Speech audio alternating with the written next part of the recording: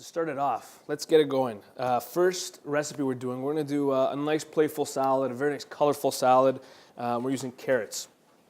I actually have heirloom carrots. So these are your different types of colored carrots. They're not genetically modified to make it look like this. These are naturally grown. You can find them actually in more and more grocery stores now. I'm starting to find them everywhere, which is great. So if you can find them, have a look, grab them. They have some subtle differences in flavor. But what I love about them from a nutrition point of view is the different colors are a clue that each color contains different plant nutrients and different antioxidants. So your classic orange carrot is good for your eyesight because it's rich in beta carotene and some other antioxidants called lutein and zeaxanthin that protect your eyes from damage from the environment. Mm-hmm. And so your purple ones Can anyone guess what would be a similar antioxidant? You don't have to name the antioxidant. No, the actual fruit or vegetable. Like an eggplant or a beet.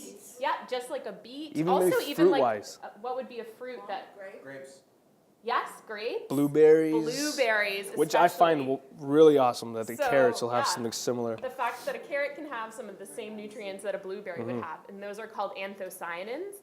And again, an antioxidant that helps kind of mitigate or balance out some of just the wear and tear that our bodies go through from being exposed to some of the chemicals and just, aging, basically. So the anthocyanins are particularly good for protecting your heart. So that's a great reason to go for a variety of color. You're going to be hitting on a variety of nutrients. So what we're going to do today is we're actually going to turn them into ribbons. And this is probably one of the easiest chefy things you can do in the kitchen to impress your family and friends. Just grab a regular vegetable peeler. We were talking about it before. I prefer the Y peelers. They tend to be a little bit sharper, a little bit stronger. But most vegetable peelers, regular vegetable peelers, will work with this. And all you want to do is lengthwise peel your carrots into ribbons. And you can do this with, mine popped off. As I'm talking about how great this Y peeler is. This is the best tool you can find. So we're right back in action. Gone wrong. Yeah. Take two. Oh, I can't do that. We're live. So what you want to do is just peel them into ribbons and then straight away into an ice water bath. What that'll do is season them up a little bit so they become really nice and crunchy and crispy. It'll also give it a really nice curl. So very, very simple. Now we were talking about this before. If you didn't want to use raw vegetables or raw carrots, there's no reason you can't roast these ahead of time. Do a similar dressing, roast these ahead of time. We actually have a great recipe on our website on some honey roasted carrots, and you can do them with the heirloom. They'd be fantastic. If you're looking for a warm salad because it's been so cold lately, that's a great technique. But that's it. Just keep them nice and chilled in your ice water. You can do that with some fennel as well, which I did ahead of time, which is delicious. You can do it with celery. You can do it with zucchini. Like if you like raw vegetables, zucchini would be fantastic like this. So for the dressing, we're doing a super green dressing. We call it the green energy dressing. Sometimes you hear like the green goddess dressing. Anything that's green in your fridge, you kind of throw into your blender and hope for the best, I guess. We put a little more thought into this one. So we have some sorrel leaves here. Has anybody heard of sorrel before or used it? So there's a few different types. The sorrel we're using is this one here. You can see the green leafy plant. There's another sorrel it's spelt the exact same way. It's like a flower, exactly. It's used in a lot of Caribbean and Jamaican cuisine. We actually made a really nice sorrel rum punch you can do with that. That's not the one you want to use in this. This is just the green sorrel. So that's going to go into the blender. I've got some scallions, green onions. Those go in.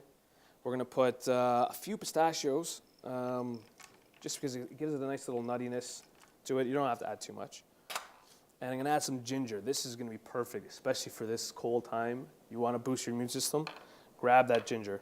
And what we're doing is you can throw it in whole. If you got a good blender, it'll probably just buzz it up for you. Otherwise, you can grab one of these tools, a rasp. You You can use a grater as well. Ginger has been shown to have some powerful antibacterial effects, so that's why it's kind of, your mom might tell you to make some ginger tea when your throat is feeling a little bit scratchy, and that's where that advice comes from. Also contains a compound called gingerol, which may help to reduce nausea together with your anti-nausea medication. And they've done research looking at nausea in pregnancy and before chemotherapy using ginger, and it has shown some promise there. So I added just a little bit of lemon zest in there. Same, you can use the rasp. I'm gonna add a little bit of lemon juice and a little bit of yogurt. And I just have just some plain yogurt. You can use Greek yogurt. Boost up the protein in there a little bit. And I'm gonna add about a tablespoon of water. Again, depending on what kind of blender you have or what kind of machine you have, it may liquidize it no problem. A little bit of liquid will just help to get it going. And you can play with the thickness that you want. For sure. Right? Definitely. Actually, been brainwashed by Christy that I almost forgot the olive oil. It's a little bit of olive oil. That's right. This is the dressing, so he's just adding a small amount. And you don't need much. You really don't need much. Because you have the yogurt in there to moisten things up as well. Just a pinch of salt, and you can taste it after, taste and season as you need. If you add too much salt, you can't take it out after, right? So, and plug in your blender. Get it going. Troubleshooting number one. Yeah. If your blender's not working, check that it's plugged in. All right.